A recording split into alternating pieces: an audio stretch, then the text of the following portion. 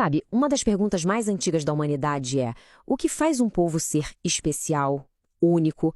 Como uma comunidade define o seu propósito no mundo? Pois é, a gente vai mergulhar agora num texto fundamental, muito antigo, que buscou dar uma resposta bem clara para isso. E tudo começa com essa ordem. Uma ordem forte, direta. Não é um conselho, é um desafio mesmo, que vai ecoar em tudo que a gente vai ver a partir de agora. É a base de tudo, um chamado para refletir um caráter específico. Mas, o que isso significava na prática? Ok, vamos lá. Para entender esse comando, a gente precisa primeiro entender a palavra. Santidade, ou kadosh em hebraico, não era bem sobre perfeição moral, como a gente talvez imagine hoje. A ideia central era outra: separação. Ser santo significava ser colocado à parte, ser diferente, dedicado a um propósito único e especial. Então, como é que essa separação acontecia no dia a dia? Bom, a primeira camada era bem visível, bem concreta. Ela aparecia através de rituais que criavam uma identidade para o povo, sabe? Que marcavam eles como diferentes dos vizinhos. E não eram regras vazias, não. Eram jeitos de dar ordem e significado ao mundo. E essa expressão toda organizava a vida em 3 eixos principais. Primeiro, os atos sagrados. Leis super detalhadas sobre sacrifícios que ensinavam sobre vida, morte e perdão. Depois, os espaços sagrados. Regras para os sacerdotes e para o tabernáculo que separavam o que era sagrado do que era comum. E, fundamental, os tempos sagrados, os festivais e o sábado, que quebravam a rotina e enchiam o tempo com memória e propósito. Tudo isso junto criava um ritmo único para a vida da comunidade.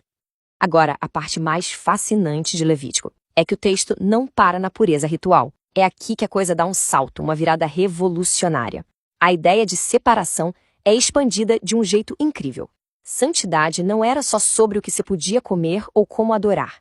Era principalmente sobre como as pessoas tratavam umas às outras. Ser separado, a partir daqui, significava também se afastar de práticas sociais injustas. E é isso que nos leva para a dimensão mais radical do Código da Santidade. Essa ideia de ser posto à parte não era um projeto individualista ou algo só para sacerdotes. Não, tinha que definir as interações de toda a comunidade, do campo ao comércio. E as leis mostravam isso de forma bem prática. Elas falavam de justiça econômica, como deixar os cantos do campo sem colher para os pobres pegarem.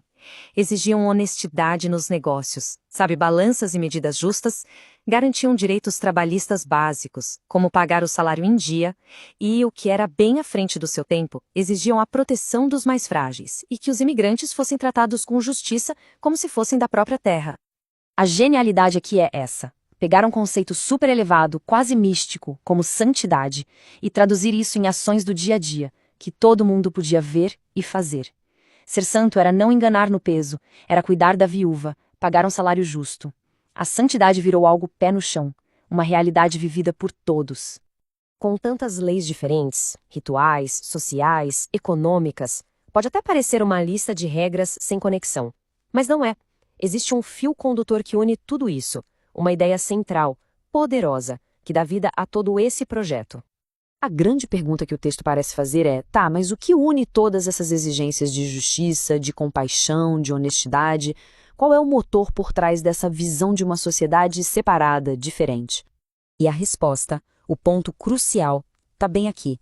Quase escondido no meio de tantas regras, a gente encontra este verso, que é monumental.